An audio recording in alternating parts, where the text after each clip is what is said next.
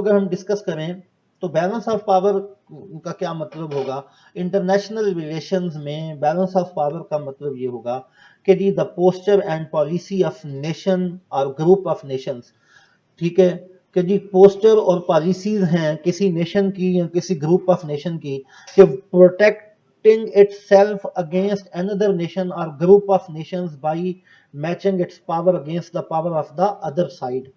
اب دیکھیں اس نے کہا جی یہ ایک ایسی پالیسی ہے انٹرنیشنل کسی کنٹری کی کہ جو کنٹری اپنی پاورز اتنی پاور حاصل کرتا ہے کہ وہ دنیا میں یا اس کے اگینسٹ جو لوگ ہیں یا اس کے اگینسٹ جو گروپ جو کنٹری ہے اس کی پاور سے زیادہ ہو یا کم از کم اس جتنی پاور ہو۔ وہ کیوں پاور حاصل کرتا ہے؟ وہ اس لیے پاور حاصل کرتا ہے کہ جی وہ اپنے آپ کو بچا سکے، اپنے آپ کو سیف کر سکے، اپنے آپ کو کا دفاع کر سکے۔ جس طرح ہم اکثر ہمارے وہ صدر صاحب اور آرمی چیف اور وزیر اعظم کہتے ہیں کہ پاکستان جو ہے یہ جو کچھ بھی جتنے بھی پاکستان کے پاس ویپنز ہیں، ہمارے میزائل سسٹم ہے، ہمارا کیا کہتے ہیں کہ جی ایٹامک پروگرام ہے، ہمارا جو ہے کیا کہتے ہیں جو ہم نے F-18 بنایا ہوا ہے، یہ جتنے بھی ہیں یہ ہم نے اپنی آپ کو اپنے دفاع کے لیے بنائے ہیں، یہ ہمارے دفاع کی ضرورت ہے۔ کیونکہ ہمارے ہمسائے میں جو کنٹری ہے جس سے ہم انڈیا یا ہندوستان کہتے ہیں وہ بہت بڑا کنٹری ہے اور اس کے پاس بہت بڑے ریسورسز ہیں، وہ بھی ایٹمی پاور ہے۔ تو اگر ہم اور ہماری ایک بہت زیادہ ہسٹوریکل گریونسز بھی ہیں، مثلا انٹرنیشنلی اگر میں کہوں تو ہم ہسٹوریکلی گریونسز ہیں ہماری ایک دوسرے کے ساتھ، ہم نے دو قومی نظریے پہ ہم اس سے علیحدہ ہوئے ہیں۔ اب وہ دو قومی نظریہ جو ہے وہ بالکل ہمارے نظریے کی بنیاد ہے۔ تو جب نظریات پہ جو قومیں چینج ہوتی ہیں تو وہ ہمیشہ ایک دوسرے کے اگینسٹ بھی کبھی رہتی ہیں، ٹھیک۔ اب ہوا بیلنس آف پاور کے لیے ہمیں یہ سارا کچھ جو ہے وہ چیزیں کرنی پڑتی ہیں، ٹھیک۔ تو اصل کیا ہے جی؟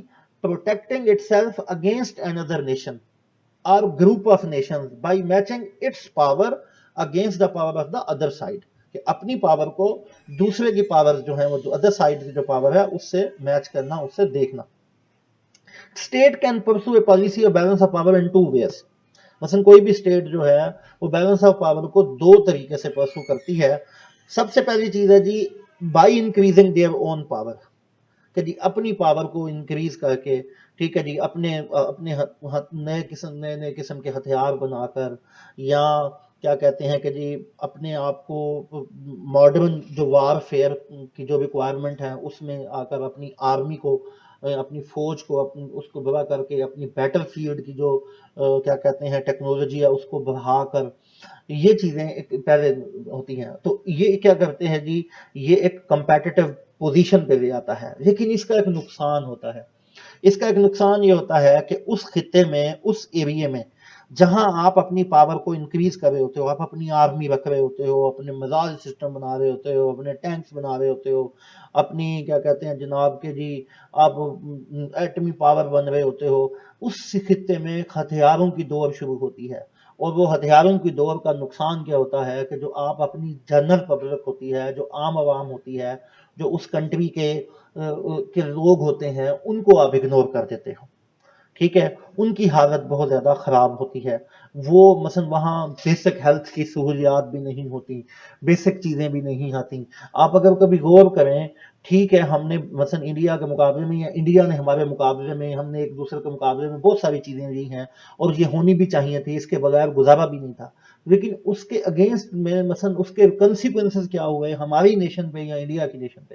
دنیا میں سب سے زیادہ غریب انڈیا میں ہے، یعنی ان کی 26 سے 36% پاپولیشن جو ہے نا وہ غریب ہے، وہ فٹ پاتھ پہ سوتی ہے۔ ان کی 41% پاپولیشن کو واش روم نہیں ہے، واش روم کی فیسلٹی نہیں ہے۔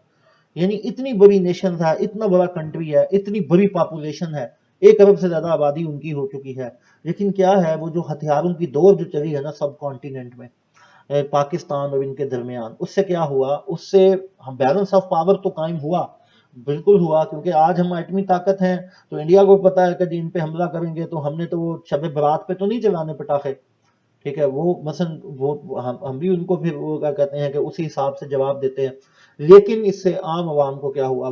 وہ افیکٹ ہوا، ٹھیک ہے۔ اب by adding their own power that other state as when embarking upon a policy of alliances. ٹھیک. تو اب دوسری اس کا کیا کہتے ہیں کہ جی کیا سیٹ اپ ہے کہ آپ اپنے الائنسز بنائیں, آپ دوسری اسٹیٹ کو بھی انگیج کریں اپنے ساتھ, اپنے زیادہ سے زیادہ الائنسز بنائیں, اپنے آپ کو اکنامیکلی اسٹرانگ کر لیں, بوسٹ کر لیں. ٹھیک ہے جی, آپ اپنی اکنامک سسٹم کو بوسٹ کر لیں, یا اپنی پوزیشن کو اس طرح کر لیں کہ دنیا کو لگے کہ جی جناب آپ کی جو سیفٹی ہے نا وہ دنیا کی سیفٹی ہے, وہ دنیا کا کیا کہتے ہیں امن ہے, کہ اگر پاکستان میں حالات خراب ہوں گے تو دنیا میں حالات خراب ہو سکتے ہیں. جس طرح امریکہ میں حالات خراب ہوتے ہیں نا تو پوری دنیا کا بزنس ہل جاتا ہے, ڈالر ہل جاتا ہے. ٹھیک ہے, یا عرب میں حالات خراب ہوتے ہیں تو پوری دنیا کا تیل بند ہو جاتا ہے. تو آپ اگر اپنے آپ کو کسی ایسے سیٹ اپ میں لے آئیں تو آپ کے لیے بھی وہ صحیح ہوگا, اور وہ بیلنس آف پاور جو ہے وہ آپ کی کے لیے ایک پازیٹیو کام کرنا شروع ہو جائے گی. ٹھیک ہے جی.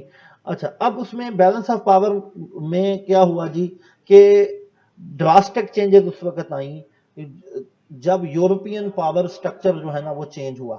اب یورپین پاور سٹرکچر چینج کیسے ہوا؟ مثلا اگر ہم اس کو یورپ کے پرسپیکٹو میں دیکھیں تو یورپ نے اب ایک دوسرے کے ساتھ لڑنا چھوڑ دیا, انہوں نے انٹیگریشن پہ, انہوں نے مل جل کے رہنے پہ زیادہ زور دیا.